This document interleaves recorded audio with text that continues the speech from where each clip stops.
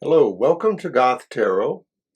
I am Oberon, your grim guide for these proceedings.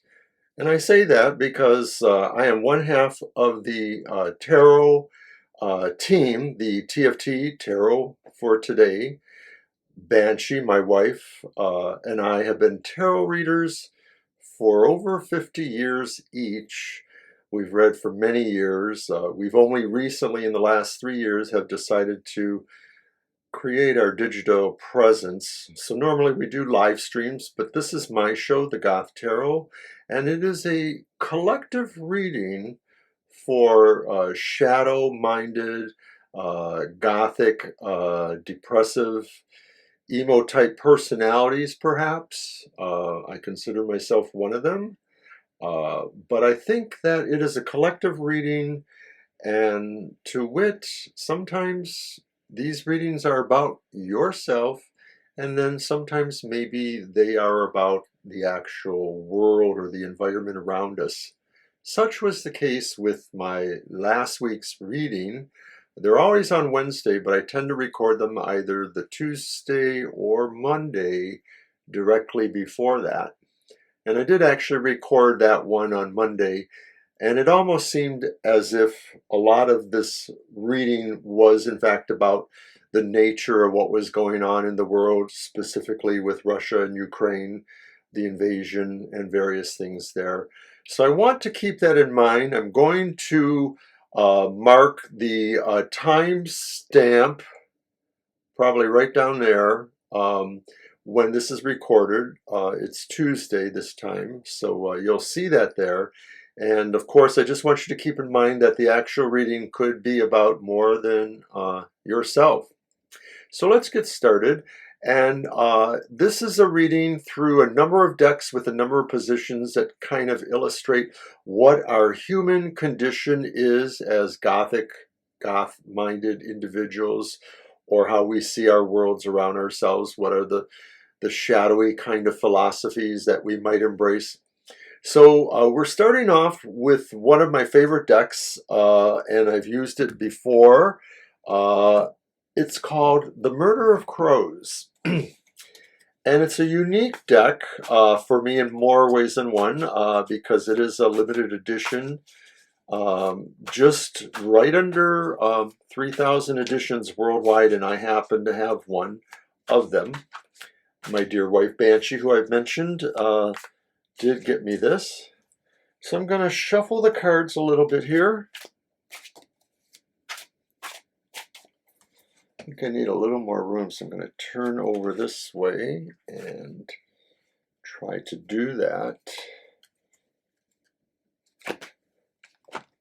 So with the Murder of Crows Tarot, what we are looking for is what I call the dark design. And that is this foundation or focus of the environment around you right now and how things seem to be. What are you operating in? What kind of environment? And we have the Ace of Wands.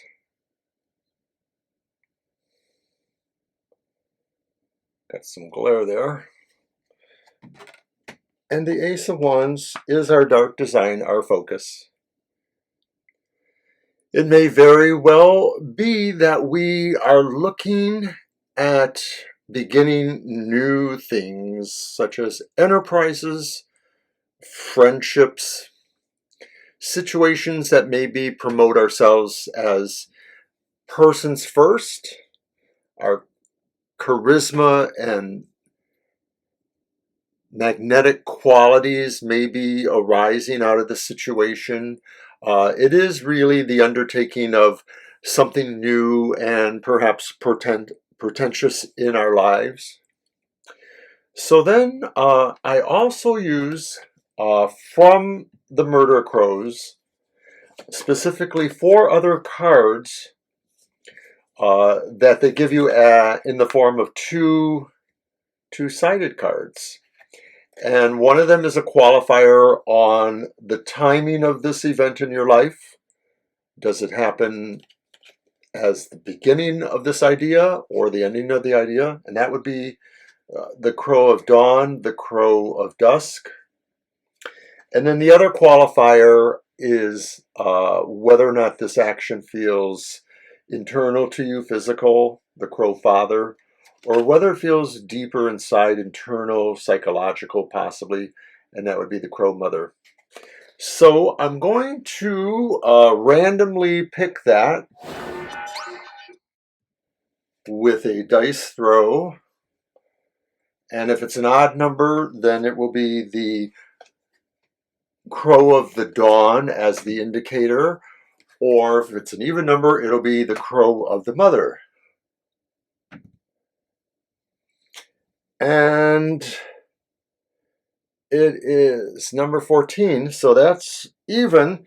That's the crow of the dusk. And so that indicates that perhaps this is the ending of the matter, that maybe this beginning has begun and you will begin to see where this will actually take you. So that's kind of good. It's not like you're actually struggling through getting this startup or this business or friendship started. I mean, it could be a friendship too. It could be an emotional situation. So it's actually moving towards its completion, whatever it is, and so therefore, you know, you may be changing exactly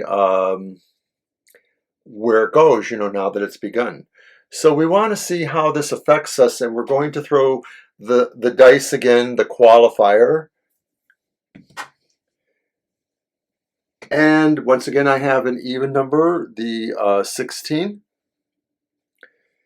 So therefore, this is very much an internal matter. The crow mother says, we feel this beginning very much inside. And so therefore, it could be telling us that this change, this beginning is something that's a project that we are working on from an eternal point of view. We understand how it affects our emotions and how it affects our dealings with other people, perhaps, things of that sort. So that's all well and good. So now we're going to move on into the next part of the reading.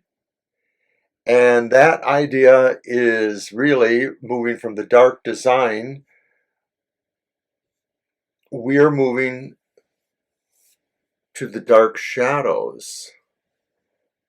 What is it that haunts us with this thing happening? And for that, I'm going to use my Ghost Tarot, the Ghost Tarot from Lo Scarabo, and we'll just shuffle those up. And so the idea is, as a haunting, this is what remains with you, for good or bad. You know, not all ghostly hauntings or visitations may be harmful to us.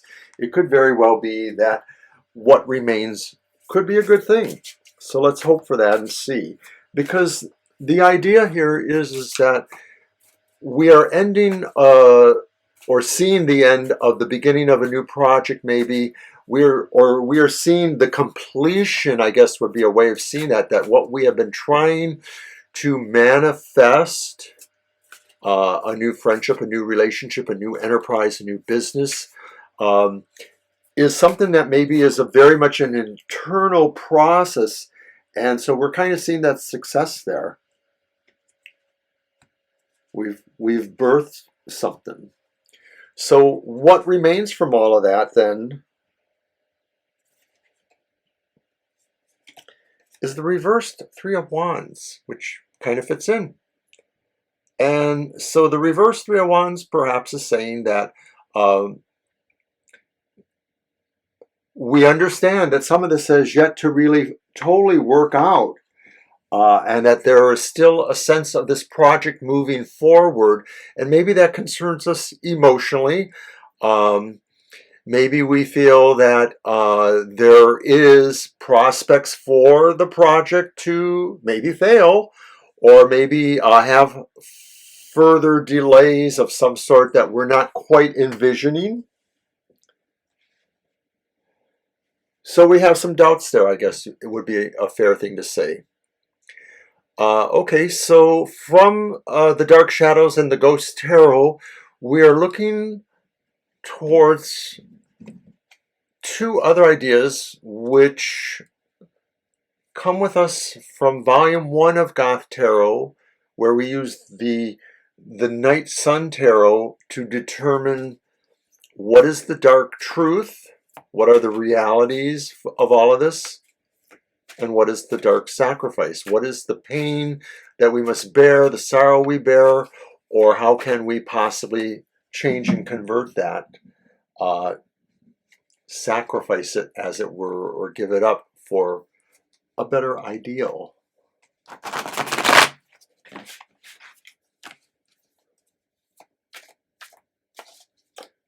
So, from the Night Sun Tarot,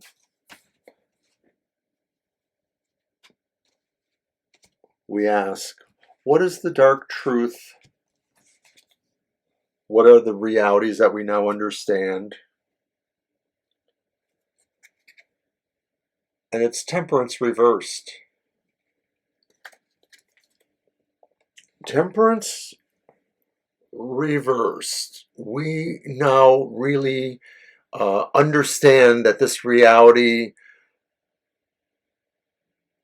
provides an aura or an environment of balance askew, that there are some immoderate factors going on that we need to kind of incorporate and understand and maybe change or alter to make them more balanced.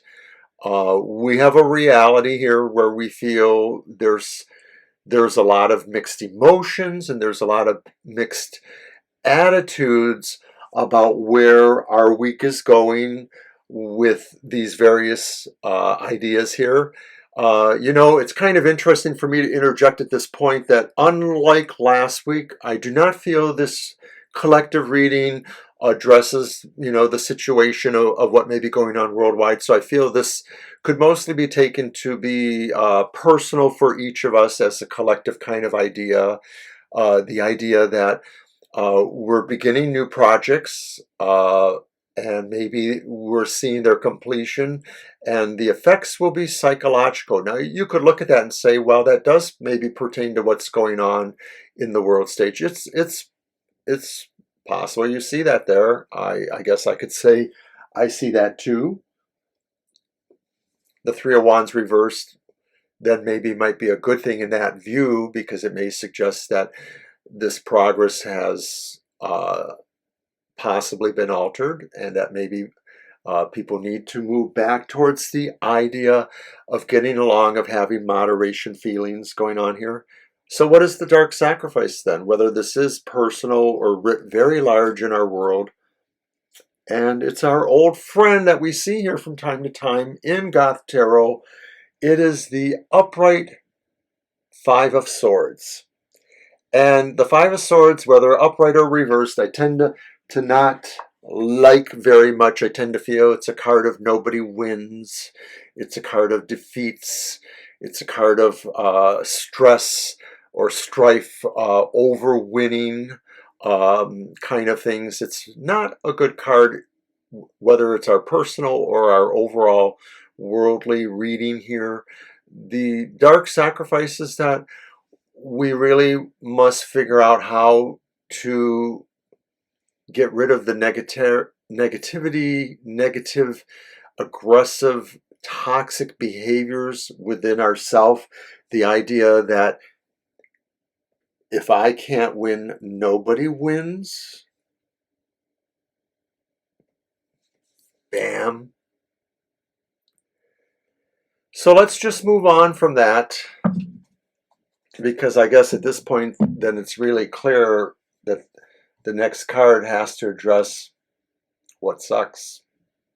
What is the dark spiral in all this? And for that, we use the Vampire Tarot. And so the idea is, with all this happening collectively, or for ourselves collectively, as a people, not so much as the world,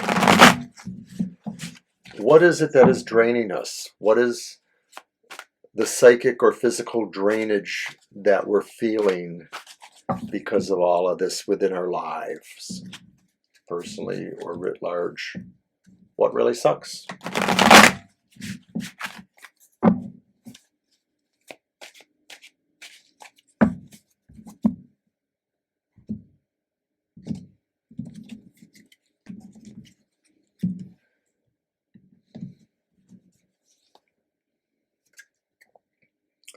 And it's the Two of Wands reversed.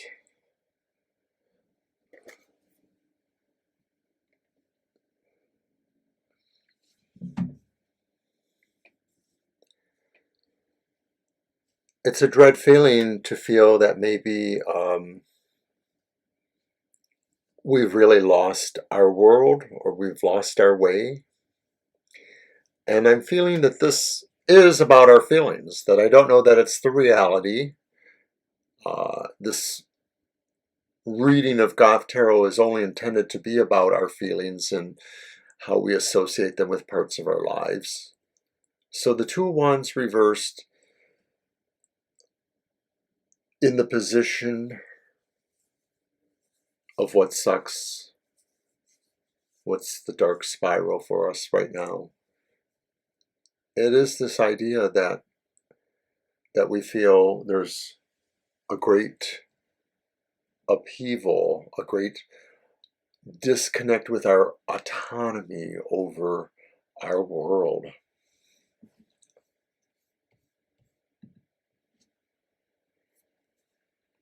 So now our final read in all this is from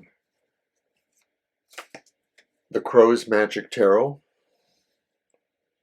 which is the deck that started Goth Tarot way back when. It was the first card reading in the original format for Goth Tarot. And so it means essentially what it did then. What is our dark gift? And how can it help us through all this?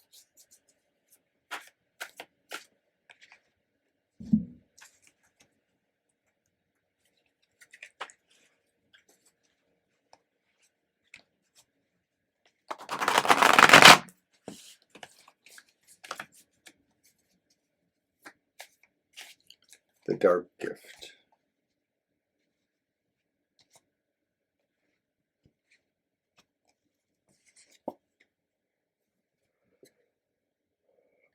The Queen of Cups upright. The Shaman, the Enchanter. The Queen of Cups is an incredibly huge emotional presence. It could very well be, I'm just going to cover the suckage card up. Seems appropriate.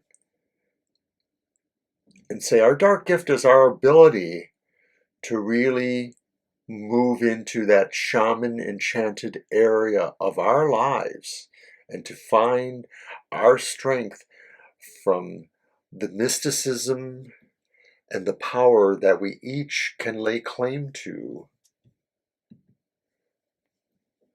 by being in the mystical world, by being in the world that is enchanted. And it doesn't matter if you find yourself to be Christian or Jewish or Hindu or pagan of any sort. There is an all before the all for almost all of us. There is something that makes the stars run in their course. There's something that makes the nebulae breathe in and out in its own time and manner. And all of that informs everything. And so we find that within ourselves when we can close our eyes or join each other or ourselves in prayer or silence and touch that still part of our hearts and work a magic that we can. You know, not everything is perfect, and you can't really understand where life is going even sometimes after you've lived it. You just know that life is a thread or a ray of light piercing the darkness. And whether we in the Gothland are that darkness or that light piercing it, it's really all the same. You can't have shadows without light, and you can't have light without darkness. So, Oberon for Goth Tarot, signing off, and I'll see you next week.